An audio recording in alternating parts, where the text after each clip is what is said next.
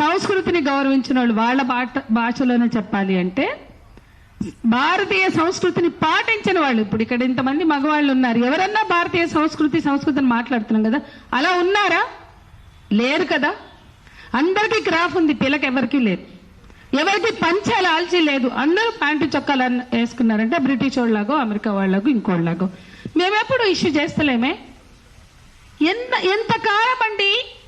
96-98% విదేశీ సంస్కృతితో జీవిస్తున్న వాళ్ళు వేష భాష వస్త్రధారణలో, ముఖ్యంగా వస్త్రధారణలో, వేషాల్లో భారతీయ స్త్రీలకు నీతులు చెప్తారు, హితబోధులు చేస్తారు, భారతీయ సంస్కృతి పతికట్ట అనుకుంటూ. ఎంతకాలం చేస్తారండి? ఇది ఎందుకు ఆలోచించరు? మేము ఎప్పుడు చెప్తాం, పితృస్వామ్యం ఆడవాళ్ళకి మాత్రమే నష్టం కాదు, పితృస్వామ్యం మొత్తం సమాజానికి నష్టం, మగవాళ్ళని దిగజార్చుతుంది. మిత్రులు మాట్లాడారు ఇప్పటికే, ఎంత డిగ్రేడ్ చేస్తున్నారు ఆడవాళ్ళనే కాదు మగవాళ్ళని కూడా. ఎందుకు ఒక్కళ్ళు కూడా స్వాభిమానంతో మాట్లాడరు దీని మీద? చూసే దృష్టితో ఉంటుంది. అట్లా ఆడవాళ్ళని చూసినా మాకు ఆ దృష్టి లేదు. ఇవాళ సానియా మీర్జా కావచ్చు,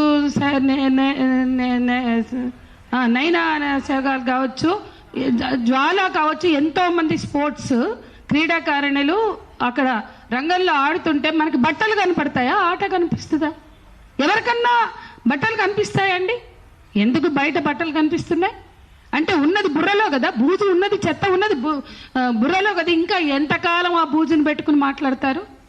ఆ బూజుని దులపడానికి ఈ ప్రెస్ మీట్ పెట్టాం మేము. మగవాళ్ళు కూడా స్వాభిమానంతో ఆలోచించాలా. చూసే దృక్పథంలో మన ఇంట్లో కూడా ఉంటారు, మన చుట్టూ కూడా ఉంటారు. స్త్రీలతో ఎంతో మంది పని చేస్తున్నాం, ఆ దృష్టితో చూడకూడదు అనే ఆలోచన వాళ్ళకి రావాలి.